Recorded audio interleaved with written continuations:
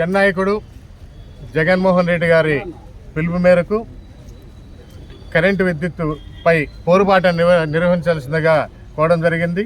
కదిరి నియోజకవర్గ సమన్వయకర్త అబ్దుల్ అహ్మద్ గారి ఆధ్వర్యంలో ఈరోజు పెద్ద ఎత్తున ఈ పోరుబాట నిర్వహించడం జరుగుతుంది. ఇంత వర్షంలో కూడా విద్యుత్ వినియోగదారులు కరెంటు ఎవరైతే వినియోగిస్తారో వినియోగదారులపైన పడుతున్నటువంటి భారాన్ని ఇంకా ముందు దీన్ని తగ్గించాలనే ఉద్దేశంతో ముందుకు వచ్చినటువంటి ప్రతి ఒక్క వినియోగదారికి కూడా నా హృదయపూర్వక నమస్కారాలు తెలియజేస్తున్నాను. అలాగే ఈ పోరుబాటులో ముందుకు వచ్చినటువంటి వైఎస్ఆర్సీపీ కుటుంబ సభ్యులు నాయకులందరూ కూడా చేస్తున్నాం.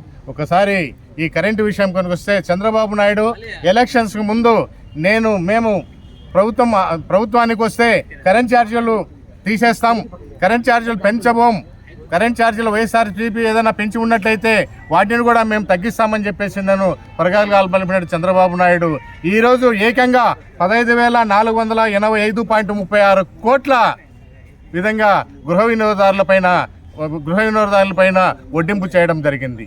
అంతేకాకుండా ఇప్పటికే 6,000 కోట్ల వడ్డింపు విధించారు. తదనంతరం జనవరి నుండి ఆ వడ్డింపు జరుగుతోంది. ఈ విధంగా గృహ వినియోగదారులు ఇప్పుడు 600 కడుతున్నటువంటి ఒక గృహ వినియోగదారు ఇప్పుడు దాదాపుగా 200 రూపాయల వరకు 800 రూపాయలు 200 రూపాయల వరకు కట్టడం జరుగుతోంది.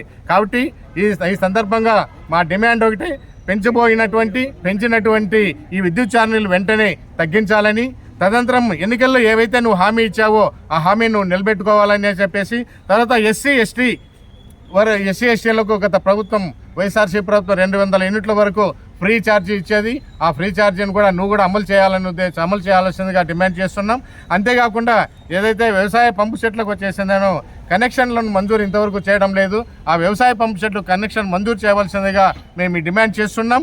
మా డిమాండ్ మీకు తలొగ్గి విద్యుత్ ఛార్జీలు తగ్గించినట్లయితే ఓకే, లేదంటే ఈ పోరుబాటును మరింత ఉధృతం చేస్తామని చెప్పేసి నన్ను ఈ సభామూలకంగా మీ అందరికీ విన్నవించుకుంటున్నాం, డిమాండ్ చేస్తున్నాం.